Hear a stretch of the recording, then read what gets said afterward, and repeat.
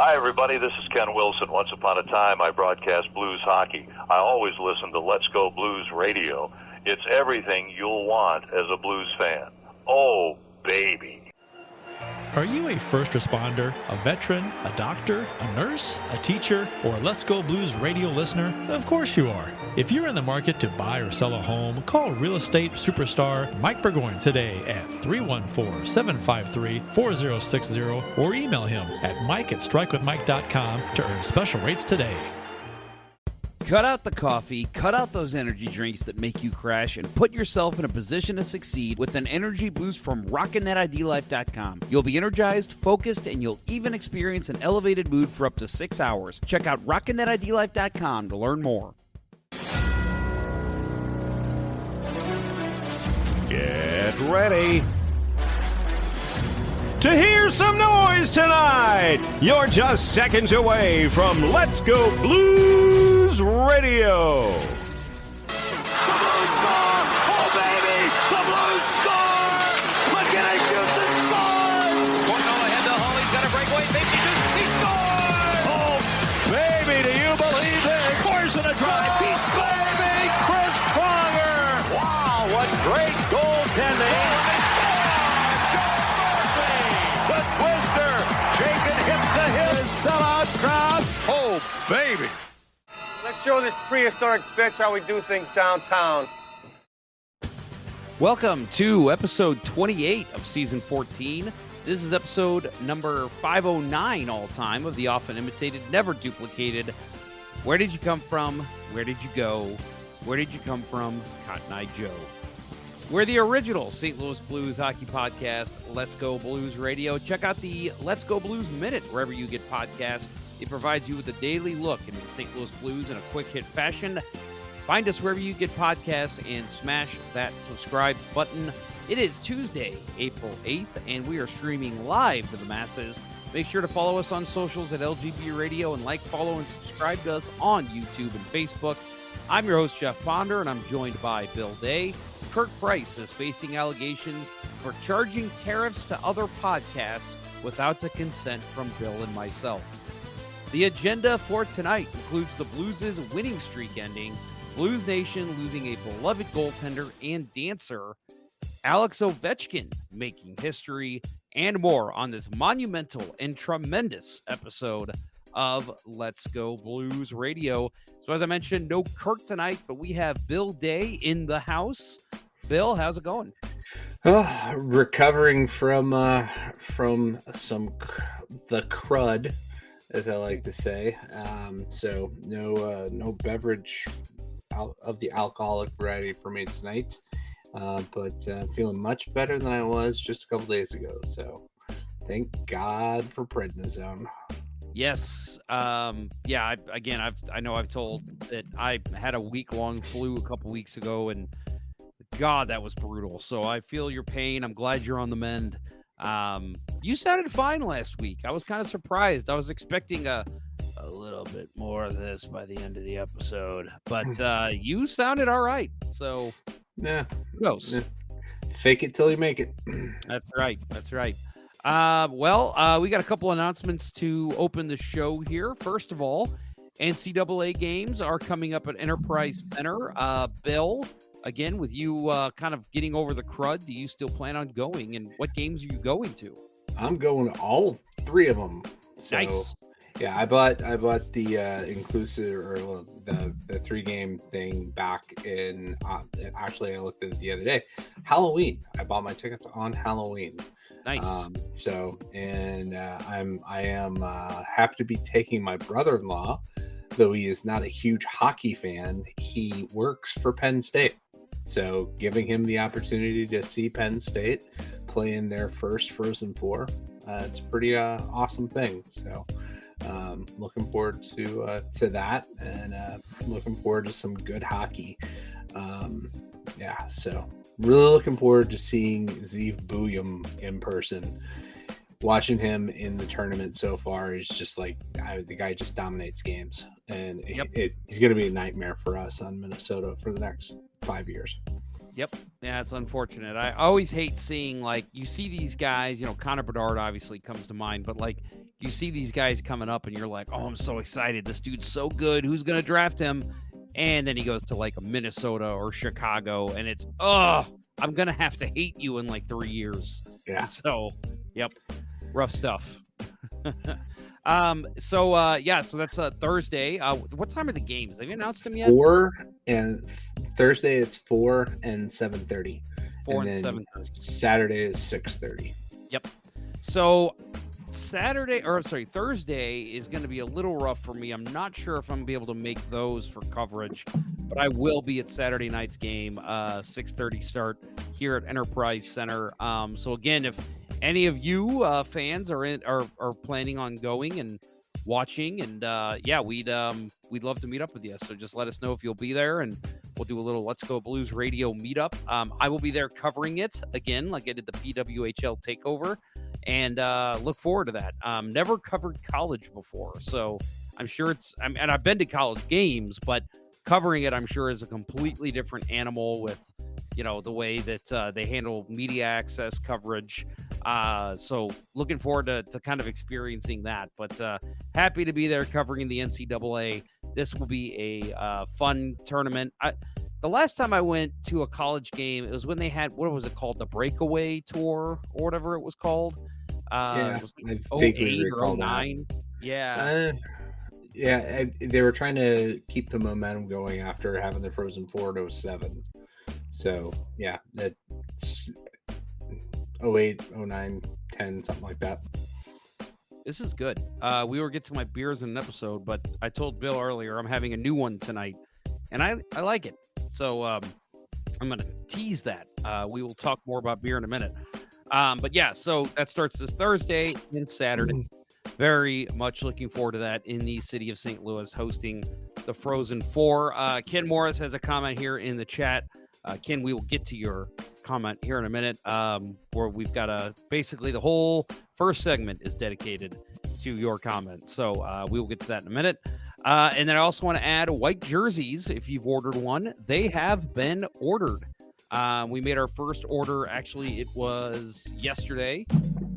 Excuse me. So I would say for those of you who bought one, I'd say 5 weeks, 6 to be safe. But yeah, they will be here very soon. So we will be in touch whenever I know those are on the way, and you will be getting your jerseys soon. So very excited about that. One other thing, and also real quick, everyone has paid me except for one person, and he is a host of the show, and he's not here tonight. So... So additional allegations. Yes, more allegations. That's what I should have used. Yeah. Not here tonight because he refuses to pay me for the jersey order. And then one more announcement I wanted to make. So I think I mentioned it last week or maybe even the week before. Our friend Michael Hebert over at Oilers Live and heavyhockey.com. I wrote a post for him about the PWHL takeover tour, not for him, for his site. Again, heavyhockey.com.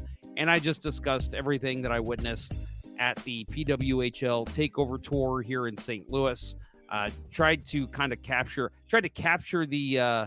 the moment. Is that what it is? Capture the spirit of the thing. Capture the spirit of the thing. Damn it. Really tried to capture the spirit of the thing. And yeah, I did. I tried to, I talked to people in the crowd. Tom Calhoun, I interviewed him for it. And then our friend Crappy Goalie, his daughter was at the game. She's an aspiring goaltender. Talked to her about it. So yes, if you have the time, please go over to heavyhockey.com. Right now, it is currently the #1 story on there. So check that out if you haven't. And if you did not attend the PWHL takeover game, you missed a lot. So I tried to do my best to describe what it was like being in the arena for those of you who may not have been there. Well, let's get into official beers of episode number 509. You can follow each of us on the Untapped app. I actually just posted on there this beer I'm drinking tonight. I am Jay Ponder 94. Kurt can be found at Seat Price 12. Bill is Billy Blue Note 33. Well, Bill, you don't have anything to drink tonight, so we're going to start with me anyway. I don't have alcohol to drink. Yes. So we will get to you with what you are sipping on tonight. I actually have one that I've never had before, as I've said. It's from Off Color Brewing, and it's called Beer for Ball Games. And this is kind of the can art that I've seen a lot of their beer have. They have one that's called like Beer for Tacos. There's a couple other ones they have. They call this one an American Style Cream Ale.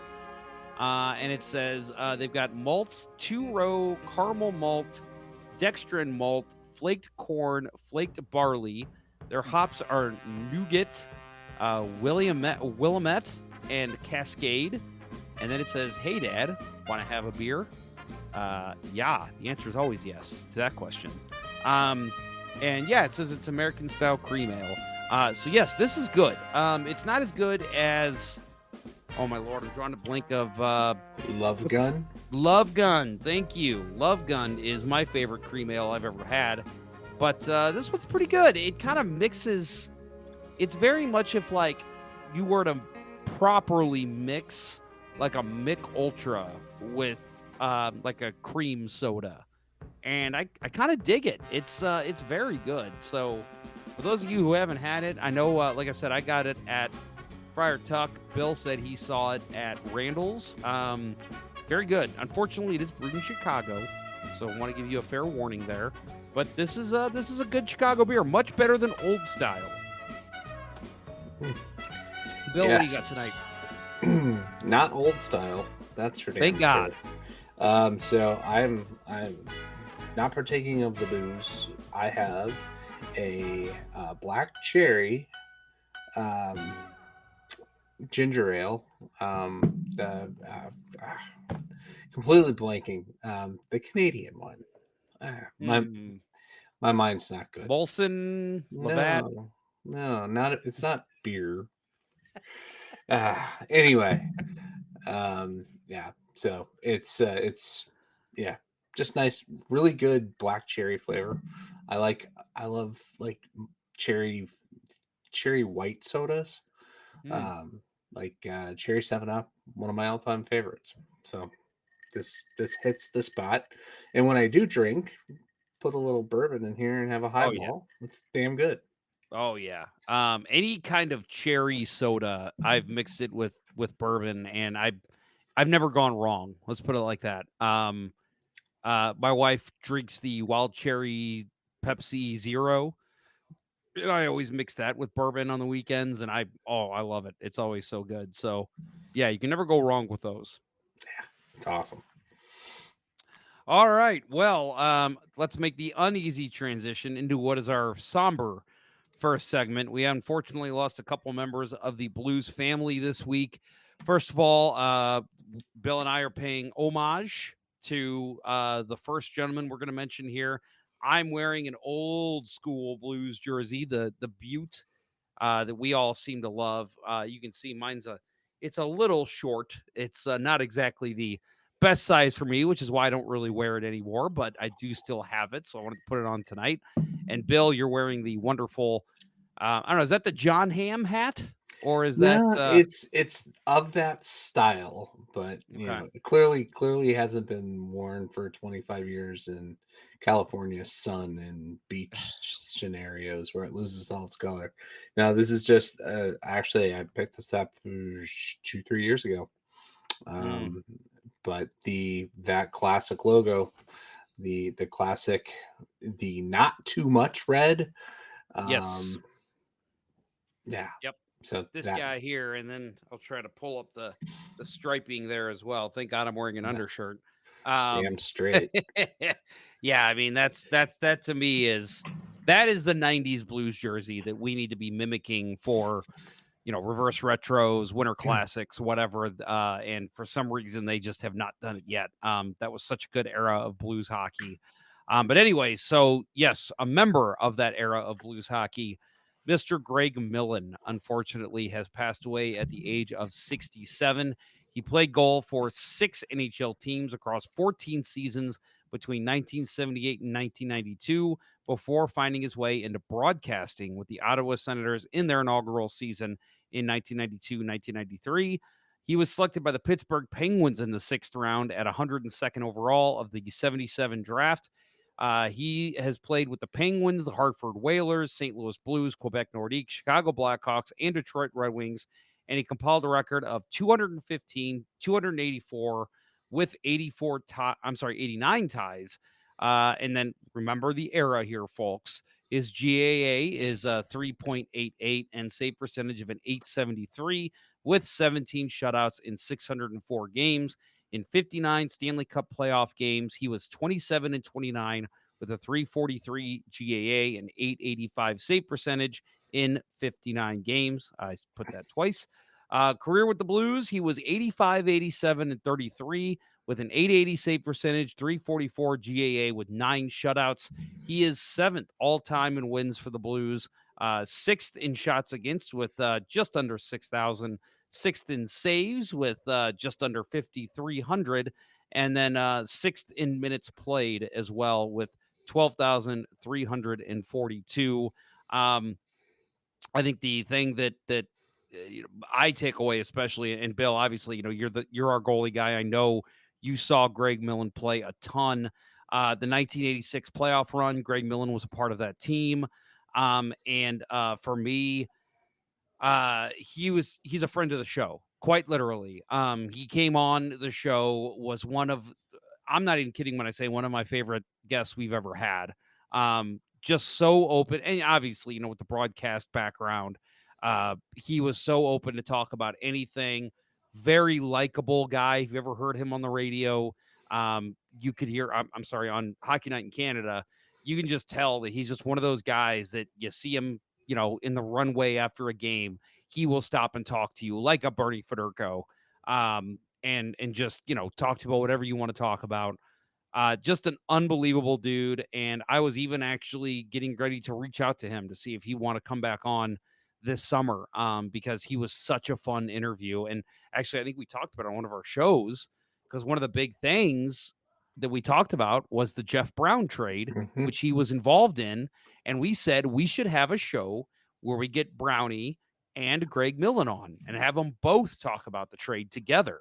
And I thought that would have been a lot of fun. So unfortunately, that's not going to happen. But that's not the only reason we're upset here. Greg Millen, unbelievable broadcaster, excellent goalie in his time for the St. Louis Blues. Lots of great memories for him. And absolutely just, and I didn't put it in here, but the Alumni Association was the one who kind of broke the news, and they did call his death sudden. They have not said what it is, but it's very unfortunate. And I was devastated when I heard this news, Bill. As a goalie who grew up watching Greg Millen play, I'm sure this was even harder for you to see. Yeah.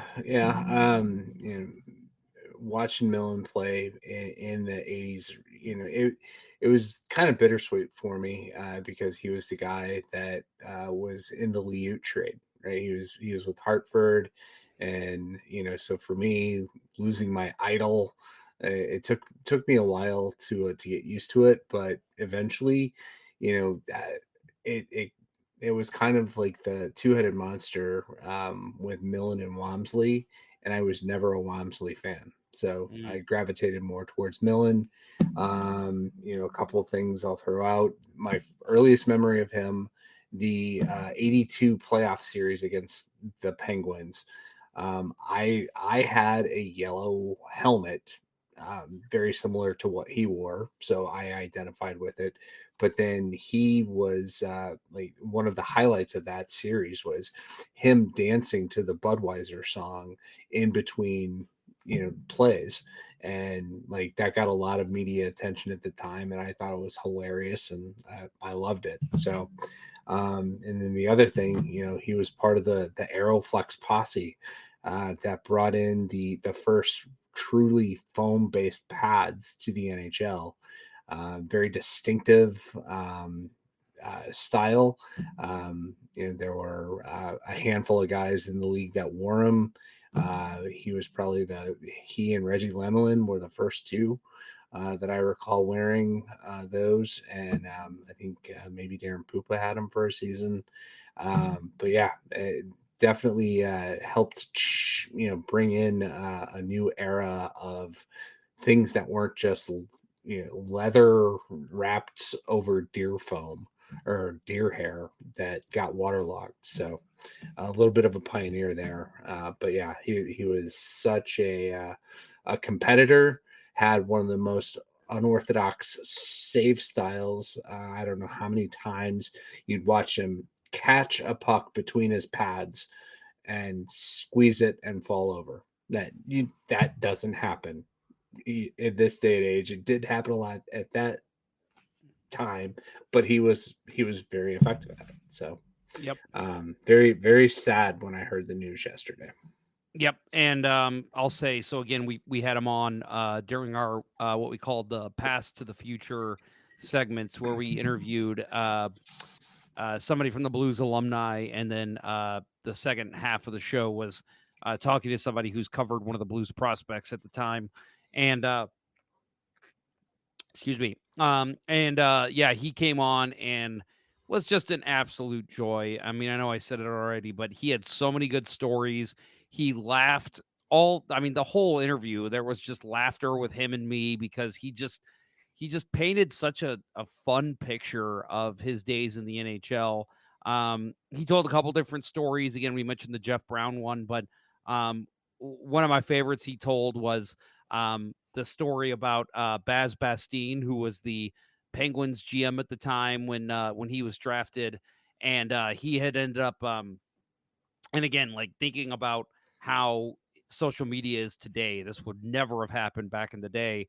But apparently, when the Whalers came to him and said, "Hey, we want to sign you," and he was talking with his agent, and he was like, "I want to stay in Pittsburgh," and he's like, "Well, Pittsburgh's not answering," and he's like, "But I want to stay in Pittsburgh," and he's like, "This offer is on the table. We need to take it."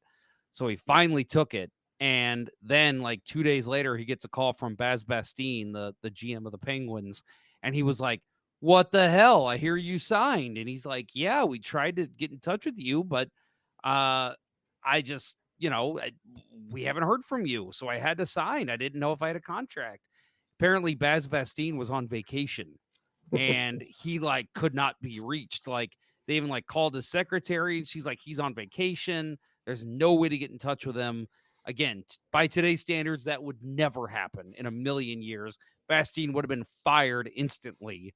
But Mhm. back in those days, that's just kind of how it was. So Right. I'm sure he was up at a cottage in Northern Ontario because I'm that's guaranteed doing a where little everybody fishing. goes. Yep, exactly. So, yeah, he told that story among many others. Pranks by teammates, that kind of thing. So we did just reshare that interview on all your podcasting apps, wherever you get this show, as well as on YouTube and Facebook. We shared the video there as well. If you're interested in hearing that interview, even if you've heard it before and you want to hear it again, um, again, one of my favorite interviews we've done on this show in our entire 14-year run. So I recommend it if you haven't heard it. It's top of your podcast list right now. If you go check us out on Let's Go Blues Radio, wherever you listen or watch our show. Yeah, I will second. That is my favorite interview that you've ever done. The Jeff Brown story by itself, like, that's worth the price of admission every time. Mm-hmm. So we got a couple comments here from our friend Ken Morris, who obviously was alive during Greg Millen's run and remembers him fondly, as we all do. I will say I remember the very tail end of his career here. And obviously I know him best, not only as a guest of Let's Go Blues Radio, but as the voice on CBC's Hockey Night in Canada. That's how I best knew him. So again, when I interviewed him and just hearing his voice, I'm like, oh, this is the voice of my childhood. Like, grew up listening to him talk in my teenage years. But Ken Morris, he says, "R.I.P. Greg Millen. I will always remember your 1986 performance with the Blues in the Clarence Campbell Finals against the Flames." Ken adds that the Blues run in '86 was one of the most favorite playoff performances. Blues would have beaten the Habs in the 1986 finals. I think I agree with that. I I- think the Blues could have won that series against the Habs. I disagree with that. You don't think so? No, we would have been up against Patrick Waugh, and there was no beating him that year. I liked the Blues' offense that year. They looked good. They were, but I think the Rangers probably had a better offense and Waugh shut them down in the conference final. So I think Patrick Waugh was a goalie of destiny, and we would have had our hearts broken. Either way, it would have been an exciting Stanley Cup final if the Flames just wouldn't have gotten in our way. But yes, very sad. And again, please check out that interview that I had with Mr. Millen. Absolutely stunned by his loss, and obviously everyone here at Let's Go Blues Radio, including Kurt, and I know all of our listeners. Our best goes out to Greg's family, as well as every life he touched, which was a lot, including our own. So for those of you who knew Greg personally, our condolences go out to you. Unfortunately, he was not the only loss this week. We also lost Jeremy Wolf. Those of you who hear that name, you might say, who is that? Well, he is best known as the Cotton Eye Joe dancer. So if you went to a Blues game in the mid 2000s, up until probably about 18, 17, 18, something like that. He was around. I mean, he did it for a while. They would flash the kind of strobe light right there at the top shelf area, and he'd come down and he would do the Cotton Eye Joe dance. And it was awesome. He would always be on the big screen. Everybody would dance along with him. Just a fun dude. I met him one time. He was very kind, very cool, and thanked me for like recognizing him. And I'm like, yeah, dude, you're awesome. You're a staple of Blues games. Unfortunately, we did lose him this week as well. So, again, did not know him personally, Bill. I don't think you did either. But, No. Again, just a big part of the Blues family that we have here. Yeah, didn't know him, but knew. Of course, I knew who he was. One of the. For a while, it felt like going to a game, that there were multiple Blues fans that, were part of the fabric of the game, including Jeremy, right? And it wasn't just Towel Guy. And,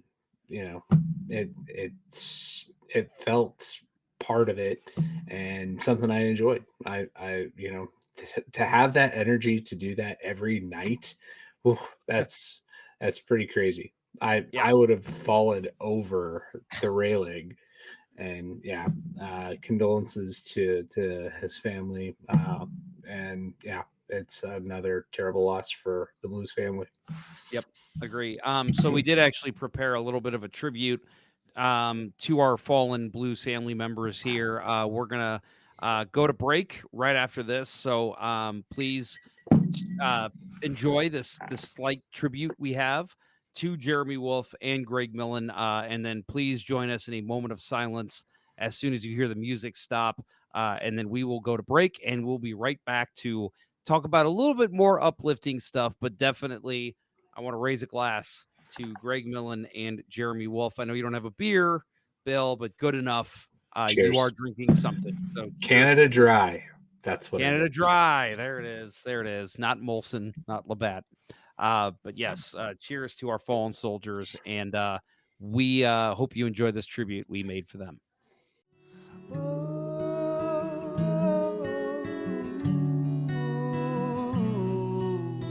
Where did he come from? Where did he go? Where did he come from? Cotton Eye Joe. Where did he come from? And where did he go? Where did he come from? Cotton Eye.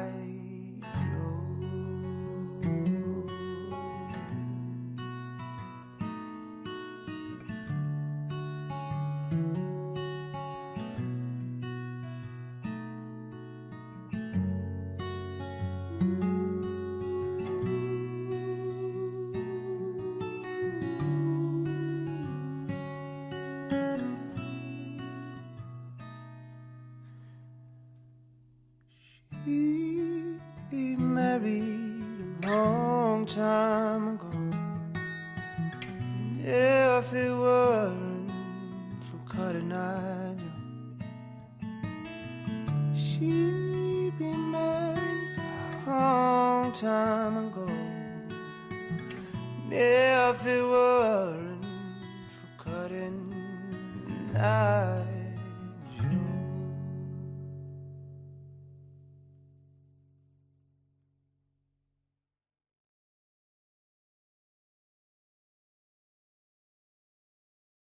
We'll return after these messages.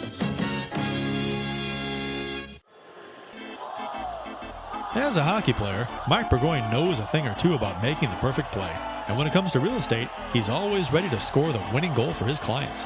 If you're a first responder, a veteran, a doctor, a nurse, a teacher, or a Let's Go Blues radio listener looking to score the home of your dreams, you'll receive special rates with Mike. Go ahead, shoot some questions his way, and he'll have the answer quicker than Curtis Joseph on a breakaway. Curtis Joseph got the paddle down. Any barriers? Mike will mow them down like Chris Pronger in front of the net. He'll score you your dream home or sell your existing home faster than a Brett Hall one-timer. Flip past the Hall. He shoots. He scores. See Burgoyne's real estate prowess in action today by emailing him at mike@strikewithmike.com or by calling 314-753-4060.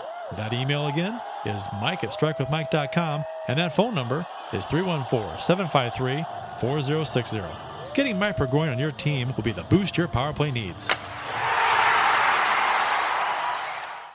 Hey guys, it's Jeff. You know, the fun, energetic host of Let's Go Blues Radio. I know I give off a natural energy and cheerful glow, but as I've gotten older, I've realized I need a kick in the pants to get going. I've tried it all, from forcing myself to drink coffee to picking up an energy drink every morning, but none of it provided true, sustainable energy without crash. Luckily, my friend Dustin at RockinThatIDLife.com told me about their product, Energy, which provides exactly what I need. The first thing I do every morning is fill up my shaker bottle with water and a small energy packet, and within minutes of drinking it, my day truly begins. I feel motivated to get going on my work and feel the mental focus take effect as I dive into what I'm doing. I don't crash, and I feel like $1,000,000 throughout the day. Reach out to Dustin today to experience how much better your professional life can be. Email him at rockinthatidlife@gmail.com and get $10 off your first order. That's rockinthatidlife.com, and that email again is rockinthatidlife@gmail.com.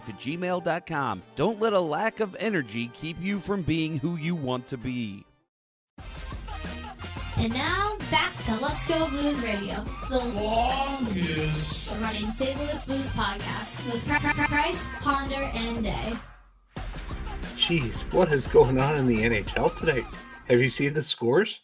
No. 3 teams have put up 7 spots, and Vancouver scored 3 goals in the last minute to force overtime and won it in overtime, 6-5 over Dallas.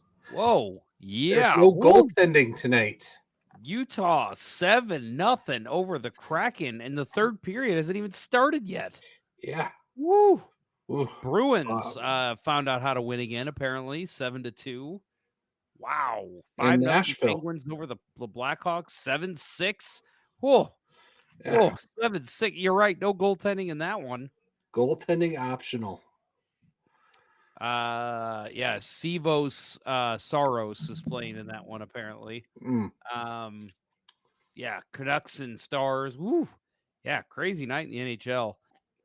Well, let's get into some big NHL news. And if you've been living on a rock under a rock, you have not heard this, but I would imagine everybody listening has.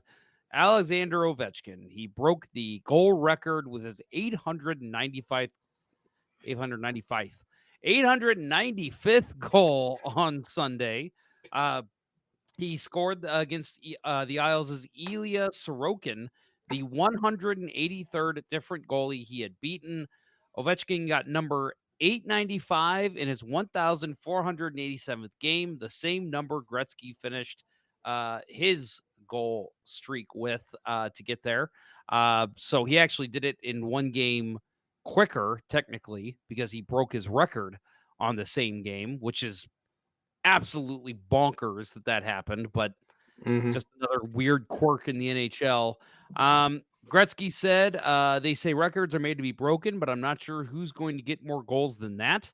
And then even with this one falling to Ovechkin, Gretzky holds 54 NHL records. 2 seem truly untouchable.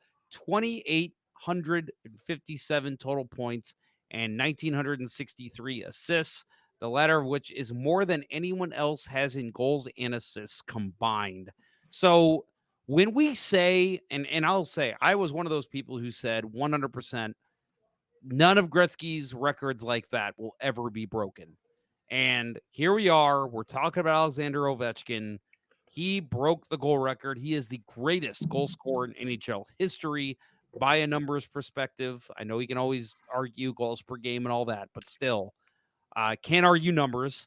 But I do think points and assists, I don't see anybody ever touching that, especially ever, but definitely in our lifetimes. Yeah, no, it was definitely a product of the terrible defensive systems and goaltending of the 80s, where he racked up the majority of those points. But yeah, there's like Connor McDavid is the best player in the world right now, and he would have to play until he was 60 to come close to that. And they'd probably have to outlaw goaltending at some point to help him. It's those are records that won't fall. But the goal one was always in reach by somebody. And I'm happy to see it happen in my lifetime. I was watching the game live when the goal was scored. And it's, if there was one guy that was gonna do it in our lifetimes, it was probably going to be Ovi, right? And to think, the other thing that doesn't get mentioned a lot, right? Gordie Howe actually probably would have had the record had he not gone to the WHA for 5-6 years, right? Yep. So that's True. that, but he also did play until he was 50. I think it's truly amazing feat what Ovi did. Well, and it's all with team. Yeah, one team. But yeah, you mentioned Gordie Howe playing in WHA. Now, clearly that was a little bit longer time. But Doug Paddock adds here, imagine where we would be without 2 lockouts, COVID, and breaking his leg this year. Over 1,000 ? I think he'd be right around 1,000 for sure. He would have broken this record. Definitely last year, but probably 2 years ago. Because you got to figure he missed out on what would have been his rookie season with that first lockout. So learning the game an entire year, NHL game, an entire year sooner, which means he's probably got a couple more 60-goal seasons under his belt, at least one more if that happens. So yeah, I definitely agree with Doug here that I think he would probably be around $1,000. But yeah, either way, it's still a ridiculous accomplishment. Like you, this is something I'm going to remember forever. I remember watching Wayne Gretzky's final game in the NHL. I remember that was on, I think, ABC at the time, but it was nationally broadcasted. And I remember seeing him come out and do the full lap and all that, thinking the Rangers fans. And yeah, this one is something I'm going to remember forever. I feel like the NHL did it right. I loved the just let's stop play and let's let him have his moment. And, 9 times out of 10, I am not okay with just stopping play for a ceremony. That sounds insane to me. But for something like this, absolutely bring the family out, bring the teammates out, bring out everybody, bring out Wayne Gretzky. Just everything the NHL did with this, I was totally on board with, and just an excellent moment to remember for hockey fans. Yeah, no, I thought it was well done.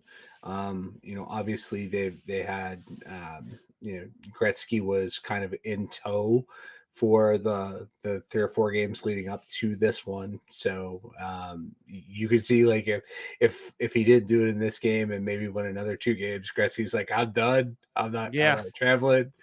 I'll do a video tribute like everybody else. But no, I thought it was a very good ceremony. And I agree with you. They got it. The NHL did something correctly, this time. So good job. Gary's finally learned after 23 30 years on the job now. So yeah, there was 2 tweets that I saw, or whatever they're called, posts, X's, whatever, that I saw that I thought were hilarious. One was Alex Ovechkin actually did the impossible. He got the entire world to watch a New York Islanders game. yeah, Pete Blackburn. That was Yeah, Pete that was a good Blackburn.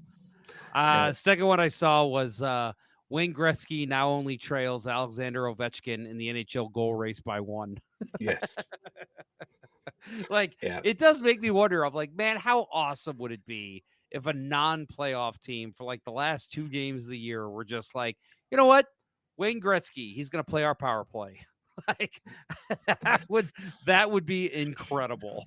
That would be pretty hilarious. It's like that was that Mr. 3000 where he has to come back because they miscounted during his career.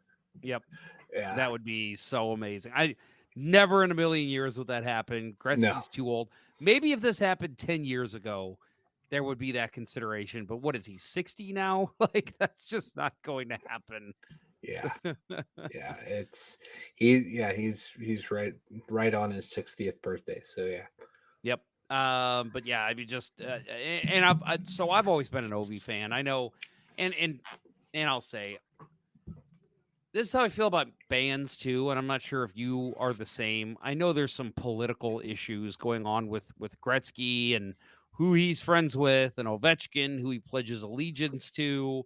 So I did see a fair amount of people saying, like, good, now we can stop focusing on these people because of their political agendas. And I'll admit, man, when it comes to athletes and when it comes to bands, when it comes to celebrities, really, as long as they're not like out there, like, I hate to say it, I agree with a lot of what like Leonardo DiCaprio says, but I'm also like, shut the fuck up. Like, I don't care what you think, Leo. Like, I don't care that a lot of what you say I agree with. You need to just go act in movies. That's what I want to see you do. I hate the stay in your lane comments, but that's kind of how I feel with a lot of these guys who just spout off like crazy. And I'll say, I don't think Gretzky does that. I don't think Ovechkin does that. So for me, I'm like, yeah, okay, I don't agree with their political agendas, but that's not why I like these people. I like them because they're excellent athletes. They're great at what they do and what they're paid to do. Gretzky is, by all accounts, seems like an excellent dude. And, you know, he's great on TBS coverage or TNT coverage. So, yeah, I just have to say, like, I know there was a lot of that going around. That does not faze me at all. I will always love Alexander Ovechkin as long as he's not, you know, murdering people or, you know, like drinking and driving and, you know, whatever he could do. He's not doing that. So I'm always going to love Ovi. I've got an Ovi jersey. We had an all-day tournament on Saturday. And I fortunately was the red team. And so I actually came out in my red Ovechkin jersey for warm-ups. And everybody's like, whoa, what are you doing? And I was like, come on, man, it's Ovi. Like, he just, at that point, he only tied the record. And, you know, I've always been a fan of his. I just love the way he acts, the way he carries himself. Always heard he's such a good teammate. I don't know if you saw what he did with Marc-Andre Fleury a couple weeks ago. Oh, yeah. Yeah, like I class act. just love that kind of stuff. And yeah, as a teammate, as an athlete, he is such a class act. And I will always say that Alexander Ovechkin is one of my favorite players of all time. Yeah, and just, I mean, his comments in his speech, right? And he wasn't ready to give the speech, and you know, he was asking, I forget who he asked if they wanted to talk first, and but it was, you know, wasn't all about him, right? It was about his family and the boys, and you know, that's, people talk about how vanilla, you know, especially good Canadian boys are, and they don't have a lot of personality. Always got a lot of personality, but that hockey mentality, right? That team first, even though he just set, you know, the individual all-time goal scoring record. Like, I appreciate that, right? And I thought that was great. And Yeah, I mean, I was never, he and Crosby are going to be forever linked, right? They came into the league at the same time because of the lockout. And I always preferred Ovechkin over Crosby. Never really was a Crosby fan. Like at this point, I 100%, have, well, I won't say 100%, but I've mellowed on that. I think Crosby has, as he's matured and, stopped bitching about everything, um, has, I've begrudgingly started to respect him, but I always preferred Ovi. I thought Ovi was the more electric player. Crosby was the best all around player of this era, but Ovi was the goal scorer. I mean, Yep. just go back to the goal in Phoenix that he scored on Boucher, right? The tumbling over, turning the stick over. You're never going to see that, right? That is such an amazing thing, and inspired so many people. Just it's awesome to see, and congrats. Did you see the video that got posted? It's making its rounds of I'm drawing a blank on the color commentator, but Joe Beninati of the Capitals broadcast and his longtime color commentator. Craig Laughlin. Thank you. Yes, Craig Laughlin. They were joking. It was like a video of them at intermission after that goal was scored against. Well, was that not Curtis? I guess that wasn't Curtis Joseph. I thought it was Boucher. It was Boucher. That's who it was. Yeah. But yeah, there's a video making its rounds about how they were talking about that goal, and they're like, "Oh, it's amazing, one of the best goals we've ever seen." But Ovi, you've got a long way to go to catch Gretzky. And then they both start laughing, and you hear like Laughlin go like, "Yeah, 850 more there, Ovi." And they just kept laughing, and I'm like, yeah, he actually does pull it off, boys. Like, Yeah, at he the gets the time, it last seemed laugh. impossible, but I mean, you can see why they were laughing about it. I mean, Yeah. 850 more goals, Ovi. Yeah, right. But here we are, 895. Absolutely insane. Yeah. And I did love. Yeah, I guess you saw what Curtis Joseph posted today, correct? The Budweiser sent beers to all the goalies that So he they never sent scored they sent the Bud Light Zero, which is the zero alcohol version, Yeah. because they allowed 0 goals on Alexander Ovechkin. So they sent them to all the goalies that played against him that did not give up goals, which I think is brilliant marketing. It's made its rounds like crazy. It even had a guy like Eddie Lack. I don't know if you saw his response. No, He was like, he said, "Well, damn, if I knew they were going to hand out beer, I would have tried harder against Ovechkin." I love Eddie Lack. He is such a Yeah. great character. But yes, so congratulations to Alexander Ovechkin and all the Capitals fans who have seen every one of his goals. Absolutely tremendous, and we'll never see a player like Ovechkin again. I mean, he's not the hitter that he used to be. He used to be. I remember even then saying like, "There's no way he matches any record like that. He can't keep Right. up that style of play."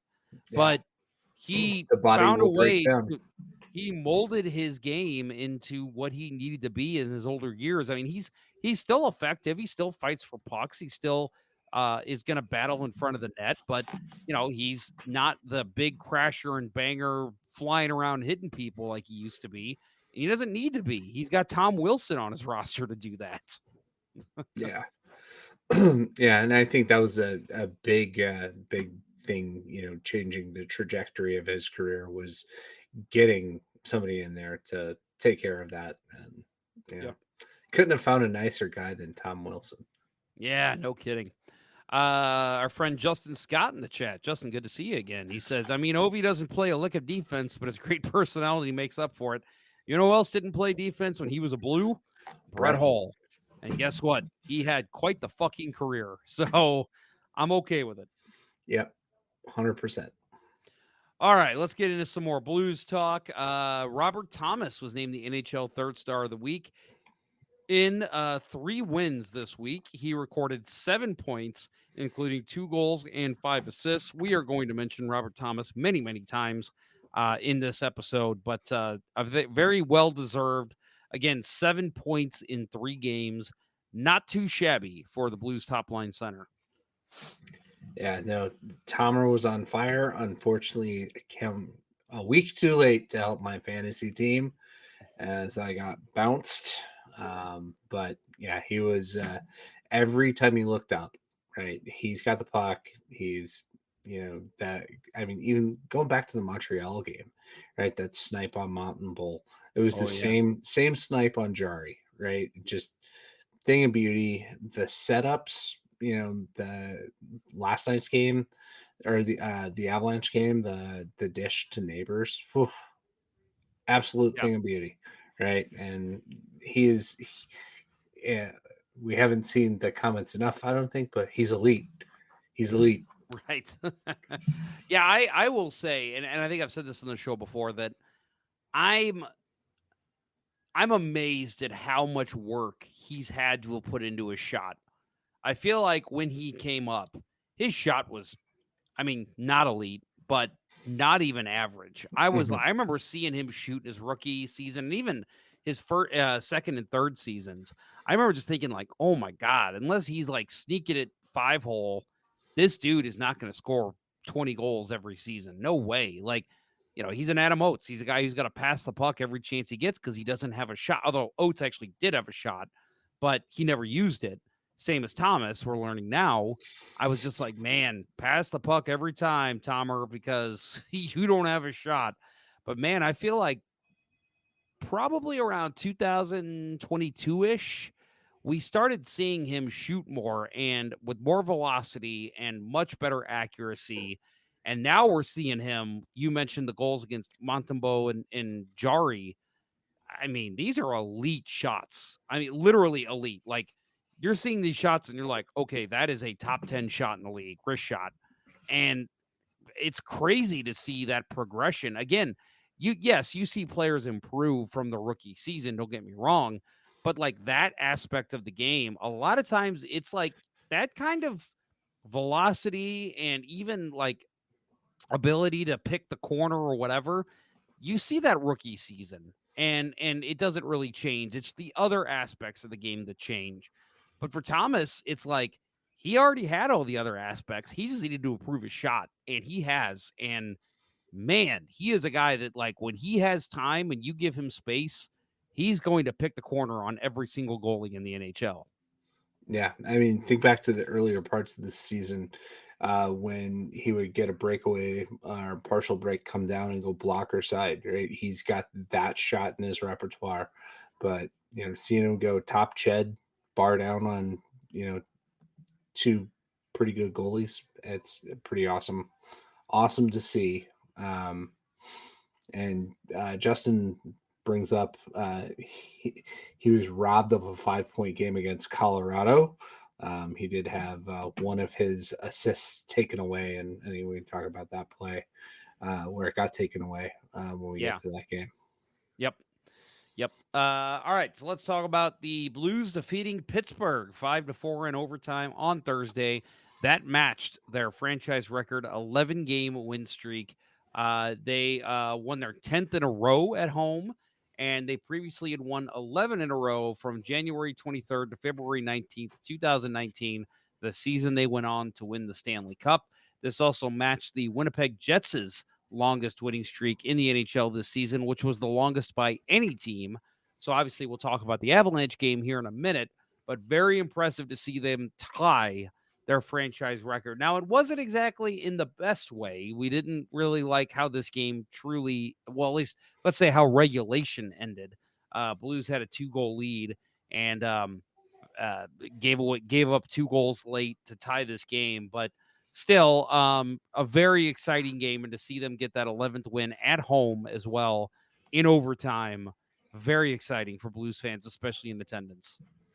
Yeah, the way the game kind of shook down, and I know you've got it in the outline. Montgomery not happy with the overall performance of the game, but yeah, I thought I didn't like Hofer's game in this one. That first goal, Brian Rust, like Hofer bit on a fake when he already had the post, and he like slid almost to the corner and gave him the entire net. that was like, okay, he glitched.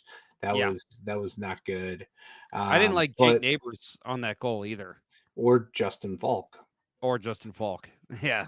Yeah, the Blues did not play that goal well at all. And I was sitting there watching with some friends, and everybody's like, what the hell? Like, yank all those guys. Yeah. Yeah. It's the game didn't feel right. And I think if Tristan Jarry had the same kind of game he had when we were in Pittsburgh right before the streak started, it's a different outcome. But luckily for the Blues, we played a subpar goaltender that night. Yep. And I agree with you on Hofer. I thought I'm trying to blank on who scored on the goalmouth scramble when the puck was loose. At the end of the game. Goal. Yeah. Trying to think. So McGroarty got the tying goal, which was another Justin Falk. And I didn't really like Hofer on that one either. No, I feel like he kind of bit on he that did one not. as well. Yeah, he didn't seal the ice with the pad, and it wasn't very good. But yeah. Let's see here. It was. Yeah, so the one on the stuff-in was Ricard Raquel. That's right. And, Rutger McGroarty ties it up with 25 ticks on the clock. I didn't like either of those either. And so I didn't like the first, third, or fourth goals that he gave up. But again, Blues are having some issues closing up games, and that is very concerning.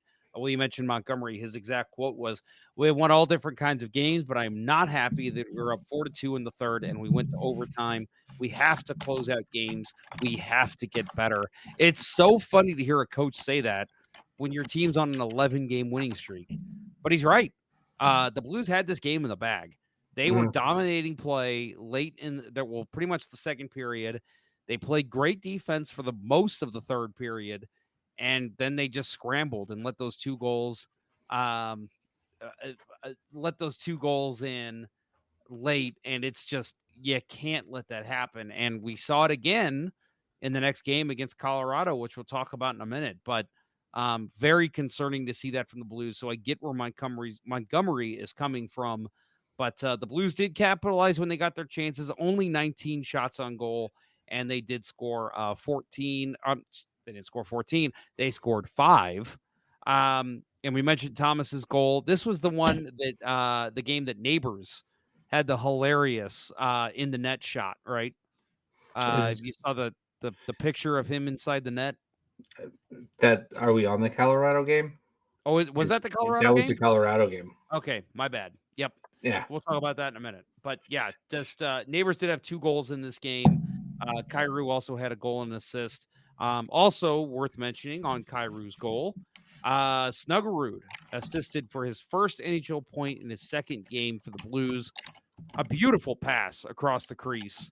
And obviously Blues, get a big goal there from Snuggerud's pass. But looking more and more comfortable, I feel like, as the games have gone on. Right. It was his second game, right? Second or third game in the league. They made a point of that at the beginning, and his speed on that play, pushing the play and allowing Neighbors to break to the far post and hitting with a perfect pass. He shows that he is NHL ready. Loved that goal. I am pouring my second beer, which I think you'll be excited to see what my second beer is. So I'll have 2 since, you can't have one tonight. That's right. Drink one for me. Ooh, Pseudo Soup. Ooh, yeah, I love this stuff. Yeah. This is from Goliath Brewing, which is in Decorah, Iowa. Iowa, yeah. That's right. Yeah, I actually just looked that up the other day. Like, how long would a road trip to Decorah be? 6 hours. So, that's not too bad. It's not too good either. No, yeah, I mean, that is driving through the Midwest, which is not fun. Yeah. All right, Bill, you need to step away for a second. No problem. One quick second. All right. So we will continue on talking. Let me change the setup here real quick. so you can actually see my beautiful face. Here we go. So we've got in the chat here. We have got let's see. Blue Note fan report. Our friend Guy over in Hawaii says just wanted to say hi. We should do a collab. Hofer spent too much time out of the net. Yeah, there was a lot of that. I do like the Blues' goaltending, being able to step up and basically be a third defenseman back there. But there are games where I'm just kind of like, okay, guys, let's stay in the crease a little bit. You're making me nervous. And then Justin Scott in the chat as well says, I think the Blues have had a great run, but I truly feel if you find a weakness of Parayko being out, it's the late goals. I mean, I can't say it changes for sure, but when you think about it, I think that's where Parayko has missed closing out games, and he's asked thoughts. Yeah, I agree. I mean, that's your number one defenseman. He's going to be playing in those late game situations, and so yeah, if he's going to be out, that's where you're going to notice it. That's where it's like, okay, Colton Parayko hopefully would be in front there tying up a stick. We'll talk about the Colorado game here in a minute, but like Nathan McKinnon's goal skating in from the wing, you would hope Parayko's picking him up. So yeah, I think I do agree with that you're missing your number one defenseman. Games like that'll happen, but you still want guys to step up like a Broberg, like a Falk. And we're just not seeing that right now late in games.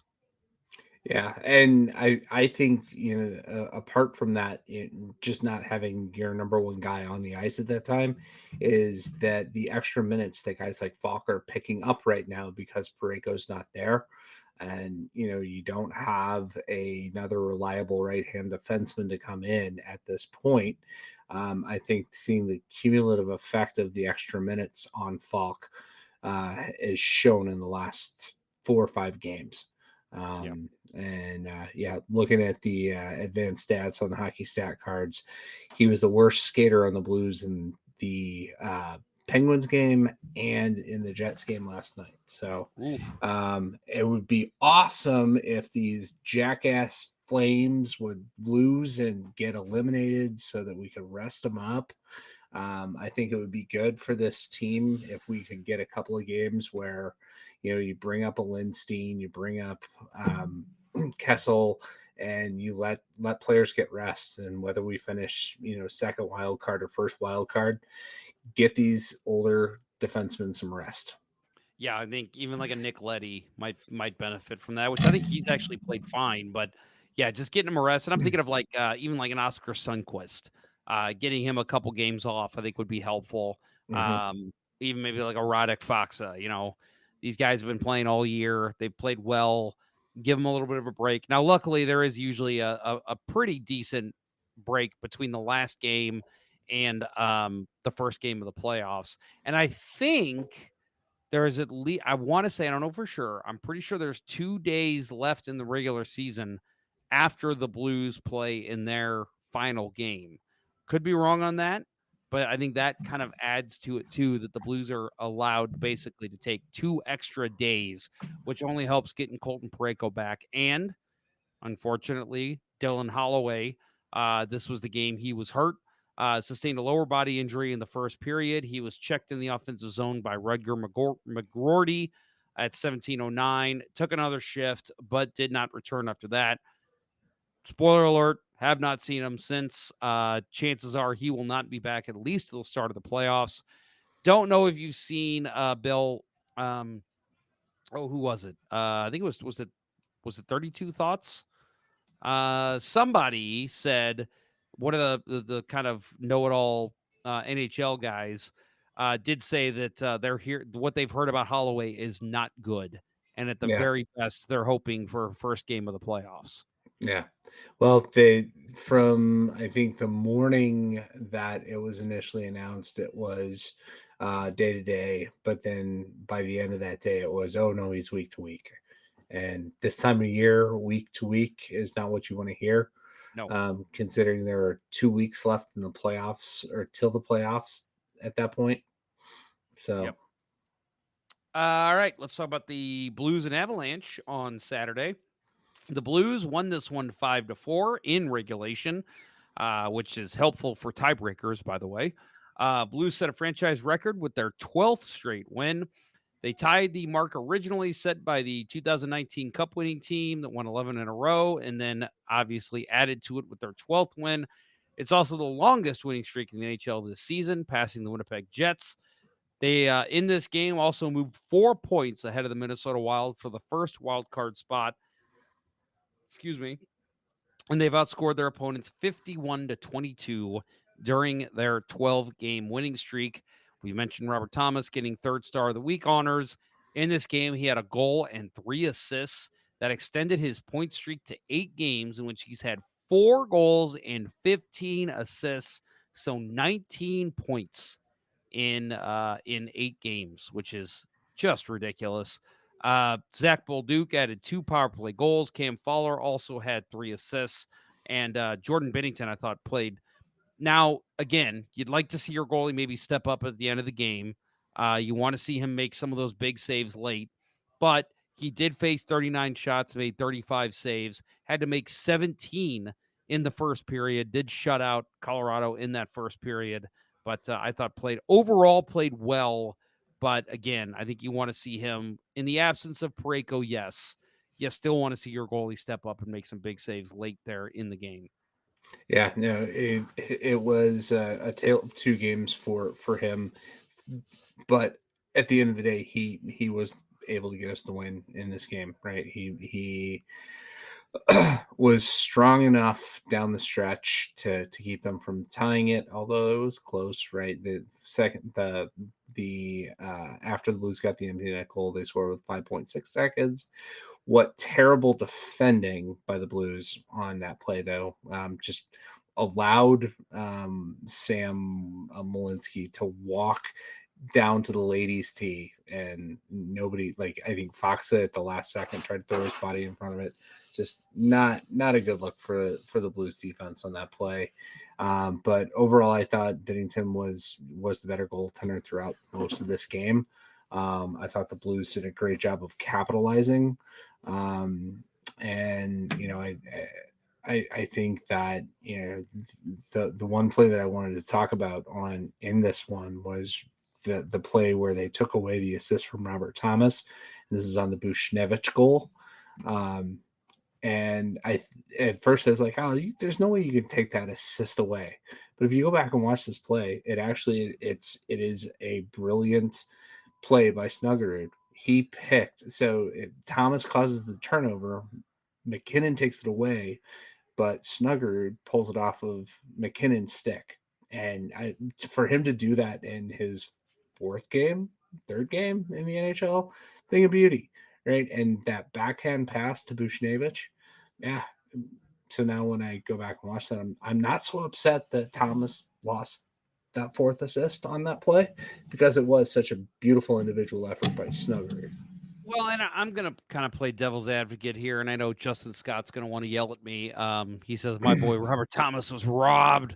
He deserved that 5th point. I get the sentiment, but understanding the job of the scorekeeper, I actually get why Robert Thomas was not awarded an assist.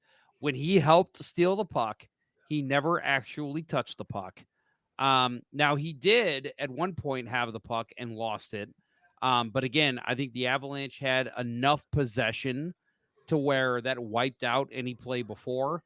Again, he helped with the turnover, but he never touched the puck. That was all Snuggerud. So I understand. Now, I have seen in the past that scorekeepers have still given that assist, but I think by the rule of the book, I think I get why Robert Thomas did not receive an assist there. But at the end of the day, like you said, it's all about the play Jimmy Snuggerud made. And again, you know, it's not like he's looking at McKinnon on the back of the jersey and he's like, oh, can't touch that guy. You know, so I'm not saying that's how it is, but at the same time, you feel a level of intimidation. You know, I mean, I play against in beer league, and Bill, I know you have too. I play against guys who are better than me and who have been around, clearly have played longer than me and are better skaters, better puck handlers, better passers. And you feel that level of intimidation where you're like, oh, okay, this guy's coming in one-on-one on me. I got to make the right player. I'm going to look stupid. Don't fall on your ass, kind of thing. And it's the same here for Snuggerud. He's looking at Nathan MacKinnon with the puck, one of the greatest players in the NHL right now, if not to even say one of the best in the game to ever play. And he's stealing the puck from him like he's nobody, like he's some fourth line bender that got called up for this game for his, first NHL game in 5 years, like he just strips that puck away, makes the smart pass in front. And even kind of, I hate to use the term sacrifice his body, but I mean, he put his whole body into that pass to make sure it got across and away from MacKinnon and put it right on the tape for Pavel Buchnevich, who made no mistake. Right. And, the aftermath of that goal, right? Buchnevich is just, in awe of the pass and, pointing at Snuggie and, saying, that just holy cow, what an amazing play. Can't believe you're on my line already. That's beautiful. But on the flip side, MacKinnon, did you see his reaction? He's like going like skates to the front of the net and he's going like, I gotta be stronger on my stick, right? And he realized he just got beat by a rookie, and that was a priceless reaction. But yeah, that was awesome. Zach Bolduc, God, he's got the Avalanche number. So if we face them in the playoffs, I'm looking forward to that matchup. That second goal, like I think that was a miscommunication between Coyle and Lindgren, where neither one of them, like, they're brand new on that team from the trade deadline, still haven't got their bearings. Who's going to cover him? Neither of us. Okay, that gives him that extra second just to step back, realize there's a screen, and snipe the blocker side. Thought that was a great play by Bolduc. Yep. And yeah, you're right. The are you talking about the second Bolduc goal? Oh, the second Bolduc goal. Okay, I thought you meant the second goal overall, which was Jake Neighbors. Yeah. That one we should talk about. Yeah, well, you already brought up the second Bolduc goal. I agree with you. And talking about Bolduc in general on the power play, they love him in that slot bumper spot where they can feed him a pass in the slot and he'll one-time it. That is a play they love. And obviously it's worked. Bolduc scored, a couple goals in that spot, and it's worked for the power play. I mean, he's been a great power play addition for this team. I'm loving what we've seen from Bolduc right now as well. Obviously the love is going to Snuggerud for what we've seen recently, but since Montgomery's taken over, holy cow, Bolduc has been on another level. We're seeing exactly what the Blues thought they were getting. For me, the interesting part for Bolduc is I do think, and I know we make jokes all the time about, they've got tape on this guy now. There is a level of that's true, though, that I think over the offseason, especially teams in the Central Division, are going to be like, look, they're lining Bolduc up in the slot.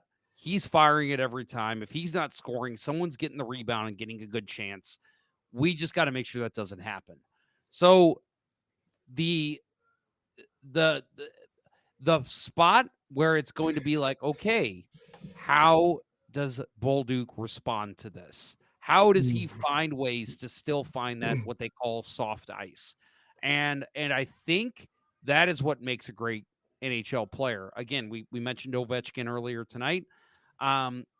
We all know he scores from that circle 9 times out of 10. And it's, and everybody's response is, why not just put a guy on him there at all times? It's not that easy because Ovechkin uses the whole rink and makes you think he's going somewhere else, but then he always ends up lying in the same spot because he's an elusive, smart hockey player. And I think it's the same with Bolduc. I think that if he can, and again, not trying to say Bolduc's going to be Ovechkin, but if Bolduc can figure out how to find that ice still, even when teams know where he's going to line up, that is what's going to make him a difference maker. So, yes, right now it is great to see, and I love it. And I hope we see him get to 20 because I know that was his goal. But I think next year is going to be really interesting for him to see if he can still figure out how to score these big goals from a similar spot in, especially on the power play. Yeah, everybody will adapt, and Mhm. he's got to do the same. Agree with that 100%. Yep. So we mentioned, Bolduc with his 2 power play goals, Cam Fowler with 3 assists. Jordan Binnington did make his 7th consecutive start. Won his 7th consecutive start. He also won his 10th straight start at home to set a new franchise record. And Mackenzie Blackwood was in net, and I thought played okay, but 4 goals on 1 shots for him. Yeah, he had a couple of good saves, but at the point the Blues have 4 goals on 14 shots, that's not a good game, right? Yeah, So right. Yep. And then the neighbor's goal you mentioned, again, that was the one with the funny picture. If you haven't Yeah. seen it, folks, loved it. One of my favorite pictures we've seen all season. It was literally him scoring the goal and then kind of falling into the net, bent over. And I don't know if he did it on purpose or not, but he smiles right into the goal cam, and it's a great shot. Yeah, the Blues social media team captioned it, camera stare down level expert. Yeah. Yeah, that was fantastic. Yeah. Best picture coming out of the NHL out of the Blues for the week. Yep, agreed. And man, it's just so funny. We're sitting here talking about Bolduc and Stuggerud and, even like Dvorsky, a guy who's come up and played well and hoping he'll get some time here in the next couple games. You almost forget about Jake Neighbors. He's still a young man, and he's having another good season. It's like the Blues really are destined to have some excellent forwards here in the next couple of years. Someone is going to get moved. I'm going to warn you right now, Blues fans. Don't get too attached to some of these guys because they're going to have to make a move at some point, because if all these guys hit, which right now it seems like they're going to, one of them, you can't afford them all. I think you're going to have to move one of them at some point. But either way, you got to have fun with it now, and it's enjoyable to watch. Yeah, and they're going to have to start doing something to address the elderly population on the back end of this team. Yeah.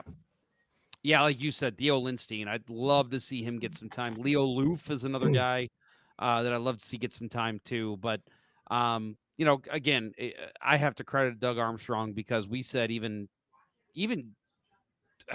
what, 8 months ago, or even like, man, you're stuck with this defense for the next couple of years. What are you going to do? Yeah, but not really the case. Right. The addition of Cam Fowler, right. Like how many middle-aged defensemen could this team have? But that was like, I feel like the stroke of genius that he made during the season. Obviously, the offer sheets in the off season, the biggest thing. But bringing in Cam Fowler and like seeing him settle down, like he had great chemistry with Parayko, and now he's making Nick Leddy look good. It's awesome to watch, but yeah, I am concerned for how much they're getting played at this point with Parayko out. So yeah, let's get this damn thing wrapped up and give some of these guys a little extra break. Yep, agree. And we got a couple comments here from our friend Justin Scott. Let me get to a couple of them here.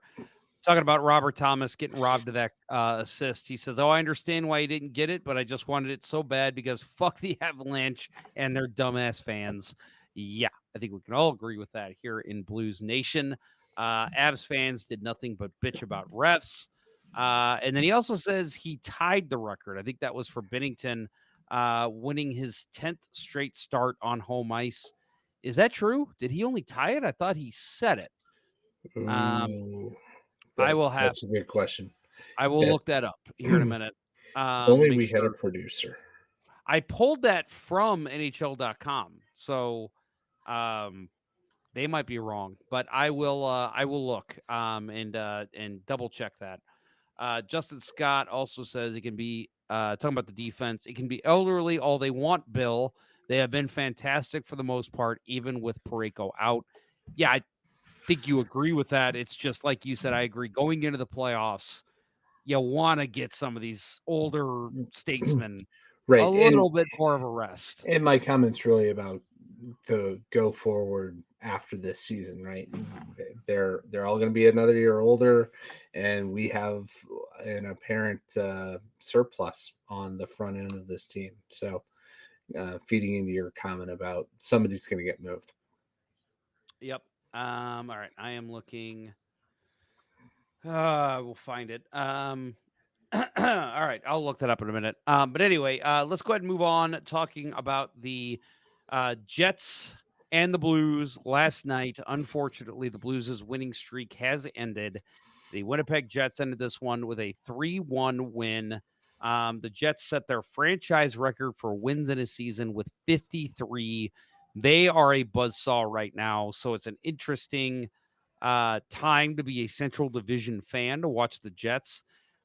Bill, you said last week that you wanted the Jets in the first round. I actually agree with you still on that, but do you still feel that way? And I asked that with the caveat, they've been very, very good, but as you said last week, Connor Hellebuck has not been a playoff goalie. Mm-hmm. So Right. what are your thoughts? You still agree with that thought? So last night was a tight game, and I thought Winnipeg dominated for the most part. Obviously, we're missing two key pieces with Holloway and Parayko out. Don't think we would have Parayko back for a first-round series against the Jets. But, I thought the fact that we could go into their building and keep it, we almost tied it in the last 20 seconds. It was still a close game, and we had our 1B goalie in. I like our matchup against them. But at the same time, getting a little, time against the weaker Pacific Division wouldn't be a bad thing either. We've never faced the Golden Knights in a playoff series. The only thing I worry about that is Mark Stone injuring 5 people in the first game. But yeah, I mean, I was perturbed. I'm obviously upset. Didn't want the Blues to lose the streak. But I think they've been a little wobbly the games leading into this, and I wasn't surprised they didn't pull out the win. But I still think we would do pretty damn good in a 7-game series against that team, especially given their track record. So long-winded, yes. I want to say, I don't know if this is true. Let me look it up here. Okay, I am wrong. I thought there was a season that Mark Stone was a finalist for the Lady Byng, which I'm like, what? But he has not been. It was the Masterton, right? When he came back from the neck injury. That had to be it. Good call. That's what I was thinking of. Because I'm like, I was thinking that in my head just now, and I'm like, no way. That dude is such a piece of shit. Which he still is. Yeah, and He's I'm with you. McMurray of the NHL. I would love to play Winnipeg just to play Winnipeg. Like you go back to that 2019 series. That was so much fun. And I know it made us put our stomach in knots, but it was fun to watch those two teams play. I'd love to see it again, but yes, I do agree. If we're talking about an easier path to win a couple rounds, you want to be the Pacific Division winner, which sounds hilarious. But put them in the Pacific, play against Vegas, play against Edmonton, play against LA. Blues have played those teams very well this season. And none of those teams are played in this winning streak either. So I feel like they could play well against all three of those teams. Yeah, I do worry a little bit if Colorado and Vegas are playing now, and if LA surpassed Vegas, I don't think I'd want a first round matchup with LA. Really? Okay. No. Blues played well this year. But since they picked up Kuzmenko at the trade deadline, their power play is lethal. and we would struggle without Parayko. You can't play Tyler Tucker if you're playing the Kings. No. Because he would get way too many penalties. Oh, yeah. And so I do want to add, Binnington won his 10th straight start on home ice to set a franchise record. That is straight from NHL.com. So I'm sorry, Justin, I am going to side with NHL.com. But if you have proof that that is not the case, please share it, and I will gladly tell the world that you are right and NHL is incorrect. All right, so Pavel Buchnevich scored the lone goal in this game. Excuse me. Robert Thomas did assist on Buchnevich's goal, giving him 4 goals and 16 assists for 20 points in a 9-game point streak. Ridiculous. Absolutely ridiculous. And in this game, let me ask you. Now, I think he played great. I actually loved how Joel Hofer played. I thought he played big. That's been my problem with him is that, and I know it's easy to boil this down, but for me, it's like when he's playing well, he looks big in net. When he's not playing well, he looks tiny in net. He looks like fucking Arders Urbe. So I liked his game in this, but I did not like him getting the start here. I thought you are playing. First of all, you're on a crazy win streak. To me, you ride your starter at this point in the season. Yeah, and maybe by the end of the year, the last game of the year against Utah, maybe you say that's Hofer's game. Give Binnington a little bit more of a rest. But you're playing a division rival. These are important points still. You have not clinched a playoff spot. Yes. Will you? Good chance, yes. But you still haven't. So to me, you start your starter against the top division team in the Central, and the Blues didn't do that. They went with Hofer. I know we bitched about goaltending all year. Oh, I'm sorry, goaltending decisions all year with the coaching staff. I hated this. I thought, why the fuck are you playing your backup against the Jets? Did you have the same thought? Well, not backup, 1B. He's a 1B, Jeff. He's not a backup. Oh, sorry. I gave up 3 weeks ago trying to figure out who's going to get starts and, just going with who I would prefer. Hofer had a great game in December in that building. And what I didn't like is him coming in 2 games Binnington only got 1 start in there. And Hofer's start against Pittsburgh wasn't great.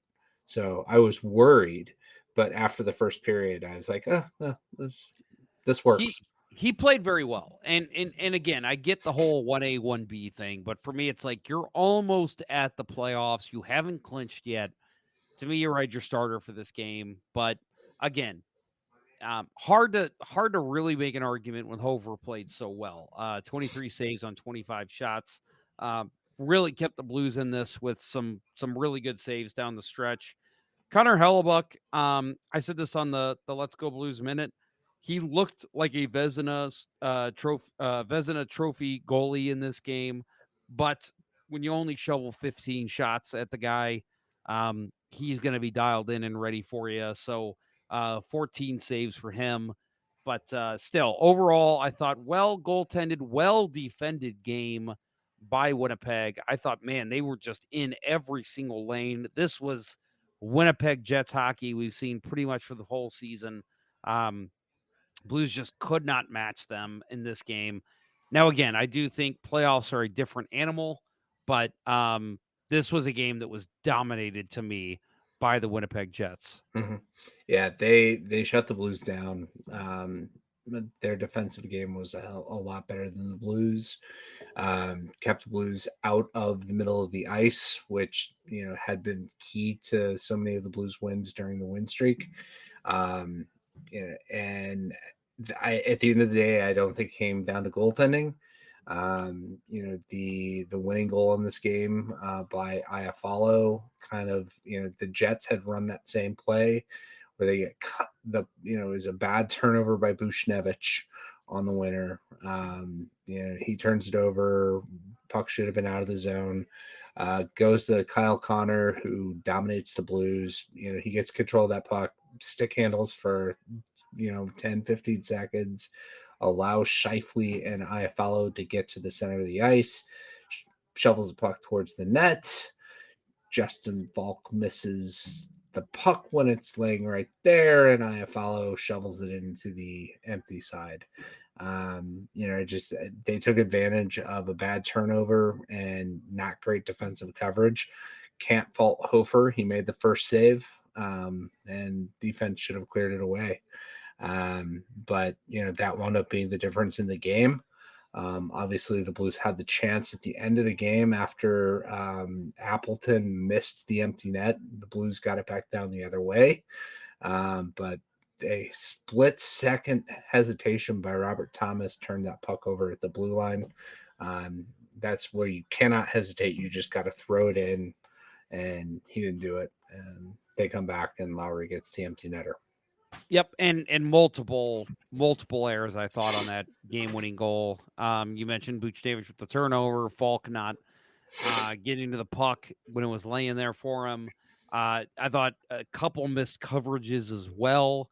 I just thought, the Blues really didn't play well, and against a team like, you might get away with that against San Jose and even mid-tier teams like a Pittsburgh or a Boston, but you're not going to get away with that against Winnipeg. You have multiple chances to clear and you don't do it in the same shift, you're going to get burned. And that's what Winnipeg did. I just thought the Blues couldn't really match Winnipeg's intensity in this game. Mm-hmm. They were after every loose puck. Every time the Blues had the puck, behind their net or along the boards, there was a Winnipeg player right there on top of them. They basically beat the Blues at their own game in this, I thought. A lot of great forechecks from the Winnipeg forwards. Blues did some good stuff. There's a couple times the WTF line stepped out, and they had some really good forechecks and led to some offensive pressure. But at the end of the day, I thought this was Winnipeg being a masterclass at the Central Division and just honestly playing a better game than St. Louis, which, hey, 12-game winning streak, you're not going to win them all. This was bound to happen. And to be honest, and I saw somebody else say this too, I'm kind of glad this game happened when it did. The Blues end the season winning, I guess that would have been 16-game win streak. That actually makes me a little nervous going into the playoffs. I don't want them to have that much swagger. I want them to be kind of humbled a little bit and be like, oh, hey, guys, we still got to play damn good hockey to beat these teams. So for me, it's like, yes, I would have preferred the win. Don't get me wrong. But at the end of the day, I think getting humbled a little bit before the last 3 games of the season might actually be a little helpful in coaching some of these young players. Yeah, I don't disagree. Obviously, we started getting that feeling from 2019 again, and this team's never going to lose, and but that we talked about how they didn't look good against Pittsburgh, and they looked okay against Winnipeg, but Winnipeg was definitely the better team in that game last night. I think there are parts of their game that they need to tweak and work out, and hopefully, we'll be able to fill in the lost contributions of Holloway down the stretch. Like you said, Dvorsky, saw he got called up again. Hopefully he'll get in. Looking ahead, we got Edmonton tomorrow night, and Edmonton is very short-handed right now. They handed Olivier Domingue, Rodrigue. It's not Rodriguez, Rodrigue. Yep, and it's also not Louis Domingue. Right. It's so hard not to make that mistake. And I, you made a mistake earlier. I'll make one. But yeah, so he got that start last night. Not sure if they're going to go with him or if it's going to be Pickard tomorrow night, but still no McDavid, still no, I think Dreisaitl's out. So we're catching them at a good time that hopefully we can, correct some of the mistakes in our game and, get a not, I don't want to say an easy win, but we don't have to beat McDavid tomorrow night. And I think it's a good opportunity just to quickly right the wrongs that have been coming into the game. Yep. So you mentioned tomorrow night, Blues play the Edmonton Oilers at 9:00, St. Louis time, that is. Saturday, April 12th, they play the Seattle Kraken again on the road at 9:00. Tuesday, they come home for the final game of the regular season, April 15th, against the Utah Coyotes at 7:00. And after that, playoffs. I would imagine we'll have a show on Wednesday next week. I know I can't do the show, but I would imagine hopefully you're available, and I think Kurt is too. So you guys will be running our kind of regular season recap show, whatever you want to call it, more of a playoff preview, I would hope. Nobody really wants to hear like, oh, well, and they played this game in November. Nobody cares right. about Now, no, we would do a season recap if we weren't making the playoffs. That's true. Which if we miss at this point, it would be the most colossal failure of all time. We're 96%, I think, as of this morning on Money Puck. So, it'll happen. We'll probably, do a wrap up of whatever the Arizona game or the Utah game, sorry. Do the preview for what's to come. I'll be in the state of the state that loves hockey the most, Texas, for work. So that's a joke, of course. I'm going to Austin too. I'm not even going to Dallas. So I mentioned to somebody in Dallas or in Austin, who I'll be going to work with a little bit next week. Something about the Stars, they're having a good year. We'll see where they go. And how far into the season are they? And I'm like, oh boy, this is how everyone in Austin is, huh? No idea what's going on in the NHL. So that'll be interesting to be there for the end of the regular season. But either way, I'll find a sports bar if I have to. I will be watching that game. Yeah. Austin's a great city. They used to have a team called the Ice Bats. I don't know if they're still there. I don't think so. But yeah. Ice Bats. That's an interesting team name. Let's see. Maybe they are still around. Look at this. You're right. Ooh, I wonder if they have a game next week. No games. Damn. Yeah. I think their season's over. Season's probably over at this point. Yep. Oh, well. All right. Well, I also want to get to Justin Scott's comment here. He says, Holloway was a big loss against Winnipeg. The guy has shown time and time again that he has shined in big moments. Maybe you still lose, but Holloway adds a lot of speed, especially against Winnipeg.